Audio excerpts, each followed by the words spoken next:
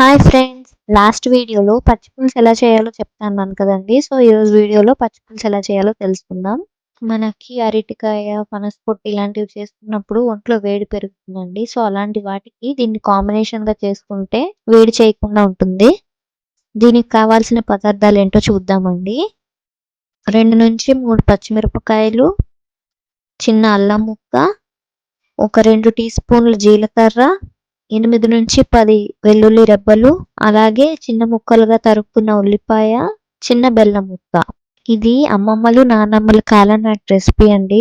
ఆరోగ్యానికి కూడా చాలా మంచిది, అలాగే టేస్ట్ కూడా చాలా బాగుంటుంది. దీనికోసం ఏంటంటే ఒక నిమ్మకాయ సైజ్ అంత చింతపండుని నానబెట్టుకొని దాని రసాన్ని తీసి పక్కన పెట్టుకోవాలండి. ఇప్పుడు ఒక కడాయి తీసుకొని అందులోకి 2 నుంచి 3 స్పూన్ల ఆయిల్ వేసుకోవాలి. నూనె కొద్దిగా వేడయ్యాక అందులో కొంచెం ఆవాలు, అలాగే కొంచెం జీలకర్ర వేసుకోవాలి. అవి కొంచెం చిటపటలాడాక అందులోకి వెల్లుల్లిపాయలు వేసుకోవాలి. తర్వాత మనం కట్ చేసి పెట్టుకున్న అల్లం తరుగుని వేసుకోవాలి. తర్వాత అందులోకి మనం కట్ చేసి పెట్టుకున్న ఉల్లిపాయలను వేసుకోవాలి. ఉల్లిపాయ తరుగుని ఒక ఉల్లిపాయ సరిపోతుందండి. మీడియం సైజు అయితే ఒకటి సరిపోతుంది, చిన్నవైతే ఒక 2 ఉల్లిపాయలని కట్ చేసి వేసుకోవాలి. తర్వాత పచ్చిమిర్చి తరుగును కూడా వేసుకొని ఒకసారి బాగా కలుపుకోవాలి.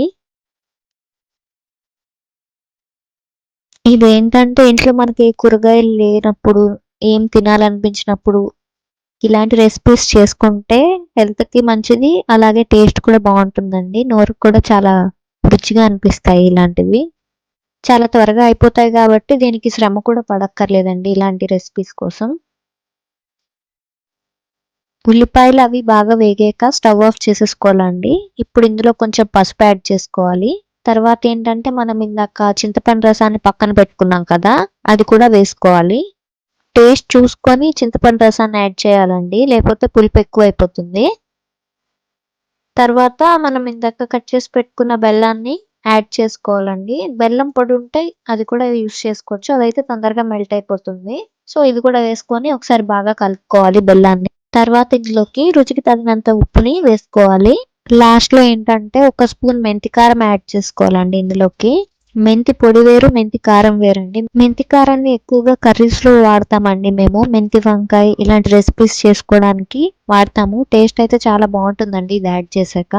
మీకు కూడా రెసిపీ కావాలంటే కింద కామెంట్ చేయండి, నేను నెక్స్ట్ వీడియోలో తప్పకుండా చేసి చూపిస్తాను.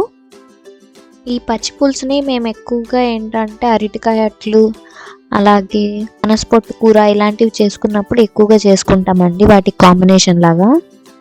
అంతే అండి, మన పచ్చి పులుసు తయారైపోయింది. మీరు కూడా చేసుకొని టేస్ట్ ఎలా వచ్చిందో నాకు కింద కామెంట్ చేయండి. వీడియో నచ్చితే లైక్ చేసి షేర్ చేసి నా ఛానల్ని సబ్స్క్రైబ్ చేసుకోండి. Thanks for watching.